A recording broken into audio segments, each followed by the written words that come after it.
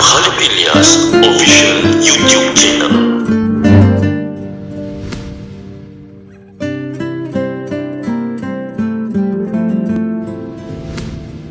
Baik, sebagai akhirnya tuan-tuan, ya, saya bacakan ataupun saya bawakan hukum-hukum tentang hutang ini. Yang pertama, hukumnya haram.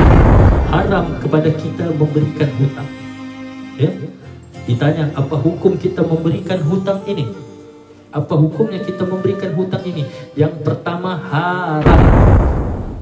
Haram bagaimana itu Ustaz? Haram diberikan hutang kepada seseorang yang diyakini akan menggunakan wang dan harta tersebut ke arah yang haram, seperti perjudian atau untuk hiburan seperti arak dan sebagainya. Haram.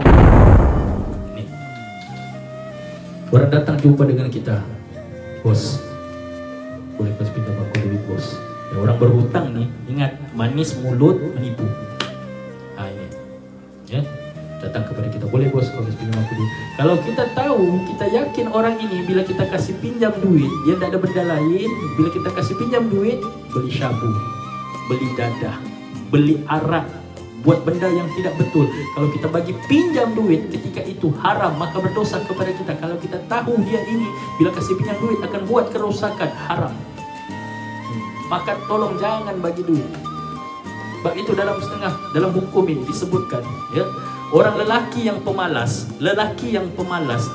dia tidak boleh menerima pemberian zakat itu. Pemalas, dia tidak bekerja, duduk di rumah hanya mengharapkan anak istri bekerja, tiba-tiba minta bantuan, ini tidak boleh. Ya, duduk di rumah. Melainkan, dia bekerja, tiba-tiba berlaku PKP seperti Ustaz, saya perlukan bantuan Ustaz, saya pun kerja Ustaz, bos sudah pun berhentikan Ustaz sebab tidak ada kemasukan. Ini dibolehkan. Tapi yang jenis duduk di rumah tidak buat apa-apa, makan minum ditanggung oleh istrinya, makan minum ditanggung oleh ayahnya, makan minum ditanggung oleh anak-anaknya pula, orang ini tidak boleh untuk kita beri bantuan kepada dia. Jangan, tolong jangan. Dan ketika ini waktu meminjam duit ini, orang itu kita tahu dia ni kalau kasih pinjam duit ini tidak ada benda lain, mabuk ini. Ketika itu kalau kita tahu haram, jangan bagi dia duit. Itu yang pertama.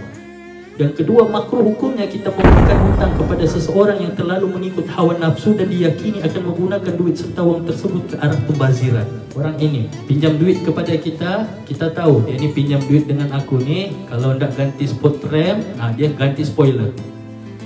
Tiap-tiap bulan pinjam duit ganti untuk kereta. Ketika itu kalau kita tahu dia ini itu sahaja kerjanya, maka makruh, bukanlah haram, boleh dibagi pinjam. Tapi kalau boleh pertimbangkan dahulu. Kesian kepada orang-orang begini yang hanya memikir hal-hal dunia, cerita pasal spot rem, sanggup berhutang nih gara-gara spot rem, sanggup berhutang nih gara-gara buat benda lain, sanggup nih. Kesian orang-orang begini. Ya, maka ketika itu kalau dia datang kepada kita, boleh tak kau pinjamkan aku duit? Ya, dia akan gunakan alasan dia anaknya dah ada susu, pampers, apa semua. Padahal kalau dapat kepada dia beli spot rem. Ketika itu makruh. Dan hukum ketiga, wajib pula untuk kita berikan hutang kepada seseorang yang sudah tidak ada cara lain untuk menanggung diri dan keluarganya selain daripada berhutang. Ketika itu wajib untuk kita memberikan dia hutang. Paham? Seperti yang saya sebutkan lah, seorang lelaki datang ataupun seorang perempuan datang, Ustaz, boleh pinjam duit Ustaz?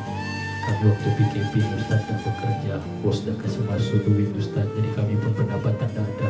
Mau beli susu anak, mau beli pampers anak, dah ada sudah ni Ustaz, mau makan pun dah ada. Ketika itu kita yakin, kita nampak dia, oh kakak ni hari-hari kalau aku pergi kerja, dia pun pergi kerja betul. Kalau aku makan di situ, dia layan aku. Oh, ini betul lah kakak ni.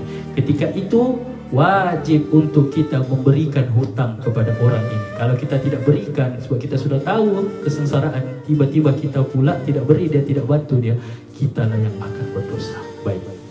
Ya. Saya rasa cukup jelas penerangan pada malam ini, ya, berkaitan dengan hutang ini. Tuan yang dirahmati Allah sekalian, ya.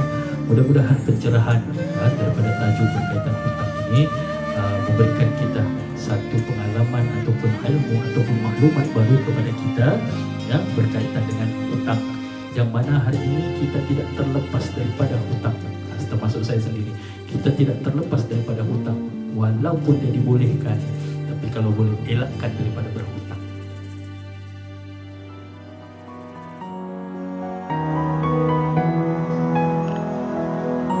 Oke, dah lihat konten video saya?